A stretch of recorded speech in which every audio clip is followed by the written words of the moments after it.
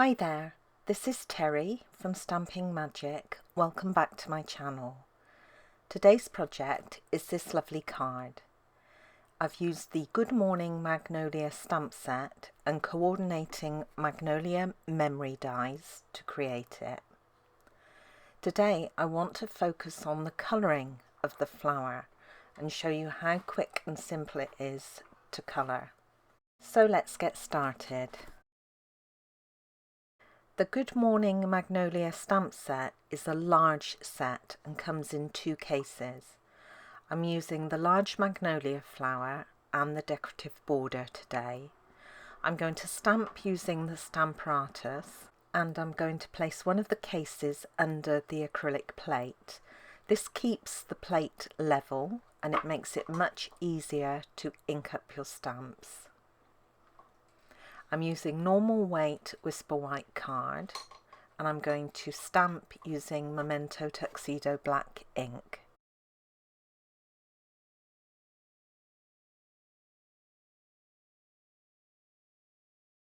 While I've got the Stamparatus out, I'm also going to stamp the two borders.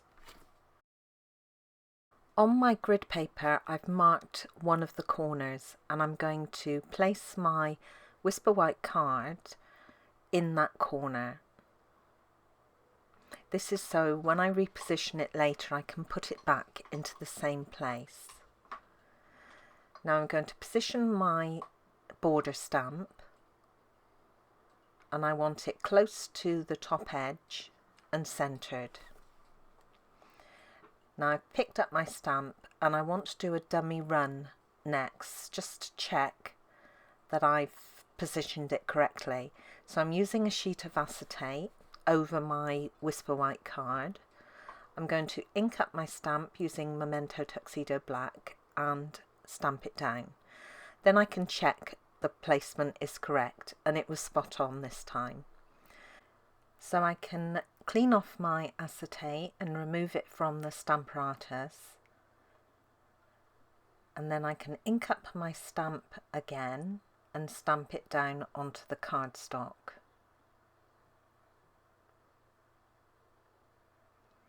And you know, because I did that dummy run, you know that the placement is going to be perfect.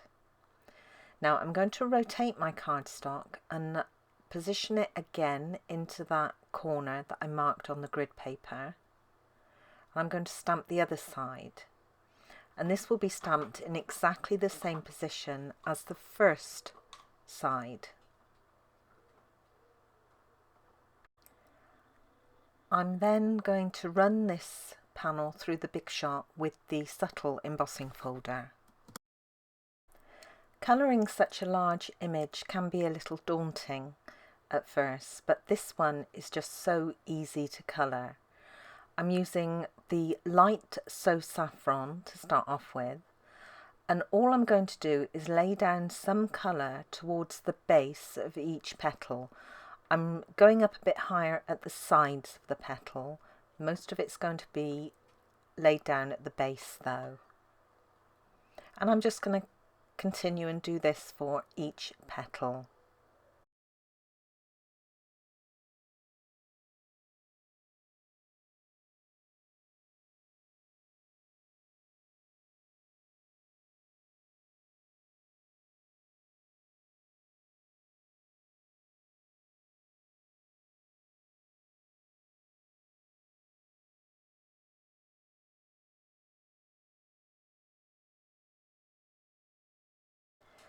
I'm now going to switch to the dark So Saffron and I'm going to repeat exactly what I just did with the light marker.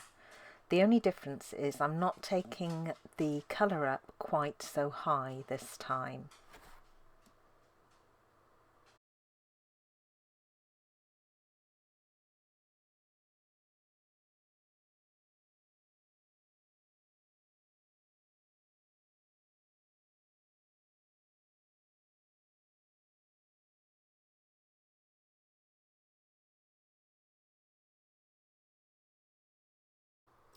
The actual blending process I'm going to do in two stages for this flower.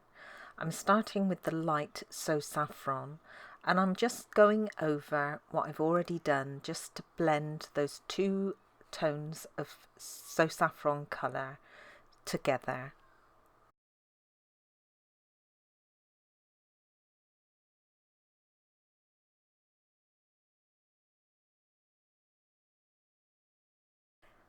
Now you could stop here if you want to. I mean, the flower looks lovely and it would look beautiful on a card. But if you compare it to my original one, you can see the colour is much more intense on the new one. I mean, that's partly because it's still drying. But what I did to mute the colour a bit and also blend those tones together a little better, I used my colour lifter. And all I'm doing is going over each petal and just blending that colour together. And this will help remove any harsh lines that are left and just take the colour down, just mute it slightly.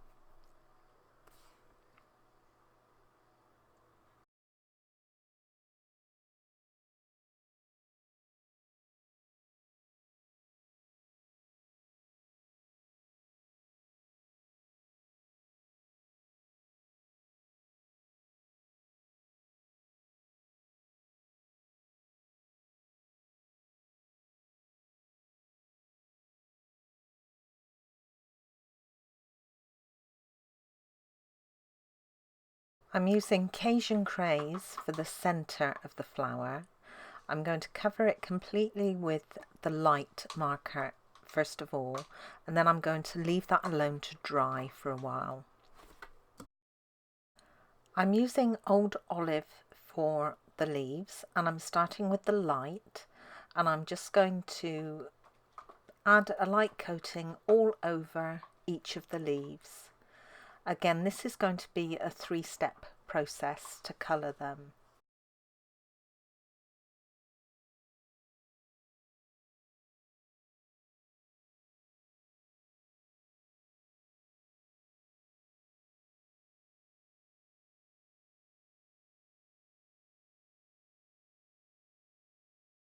I'm just going to switch to the dark Cajun Craze just to add a few little dots into the centre of that flower.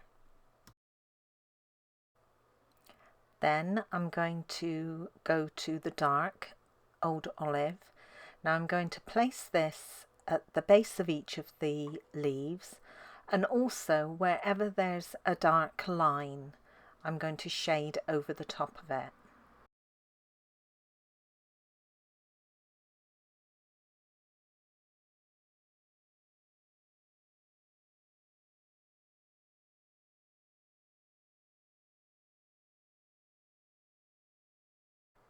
Now I did go a little too far outside the line in one area, so I'm just going to correct that, and I'm using the colour lifter again to do this. So I'm just working the bullet point side of the pen over that ink spot, and that will push the ink back inside the lines. Finally, I'm going back to the light Old Olive and I'm going to blend the colour on the leaves.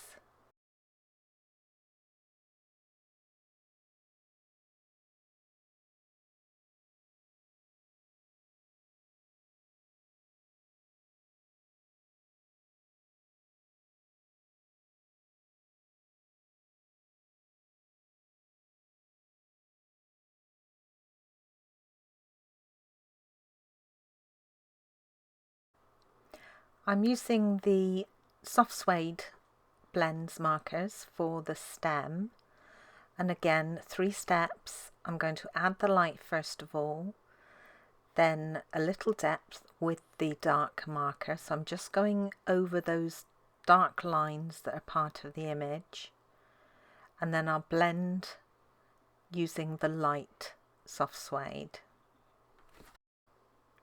And that's my image complete. It was very quick, very simple to colour. I'll cut this out using the large Magnolia memory die. I can now start to put this card together. I have a basic black card base here, which is half a standard sheet of cardstock, scored in the middle and folded to create a landscape card. I'm just going to burnish that fold with my bone folder. The mat for inside the card measures 14.4 centimeters by 10 centimeters, which is 5¼ inches by 4 inches. I've added a little strip of Cajun Craze cardstock on the bottom with some of the Cajun Craze Designer Series paper on top of it. There's just a tiny border showing on the top of the cardstock. So this can now go inside my card. I've layered the panel that we stamped earlier onto another piece of Cajun Craze, and this measures 14.3 centimeters by 9.8 centimeters, which is 5¼ inches by 4 inches. The mat that I stamped earlier measures 14 centimeters by 9.5 centimeters, which is 5⅛ of an inch by 3�7/8 of an inch. Now the last panel, this is Designer Series paper on Cajun Craze cardstock. The Cajun Craze measures 10 centimeters by 9.8 centimeters, which is 3�5/8 of an inch by 4 inches. Now the Designer Series paper is 9.7 centimeters by 9.5 centimeters, or for the US that's 3½ inches by 3�7/8 of an inch. Now this panel is going to go into the center of the first panel that we stamped.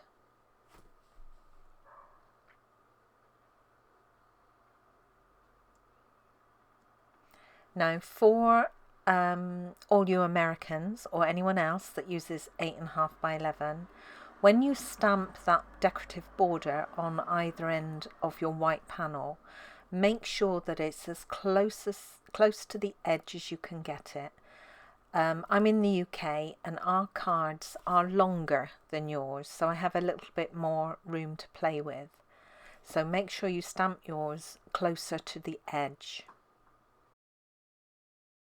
You can then position this panel onto the front of the card.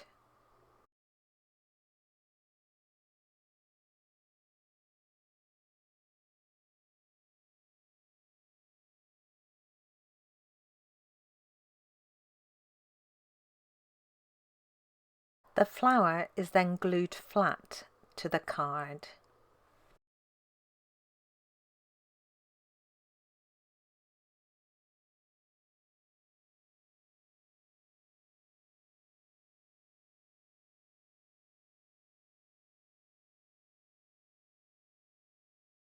I'm going to add some basic rhinestones to the front of my card, but I'm going to colour them first of all using the dark basic black marker. And I'm just going to go over the rhinestones with 2 layers of ink just to make sure they're well covered. The ink dries almost immediately, so you don't have to wait before adding them to your card.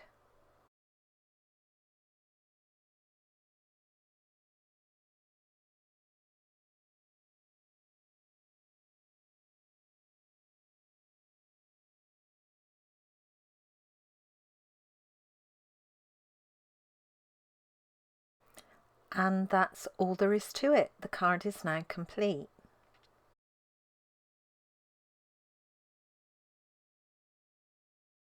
And here's my other one. This was with pumpkin pie. Which one do you prefer? Let me know in the comments. Thank you for joining me today.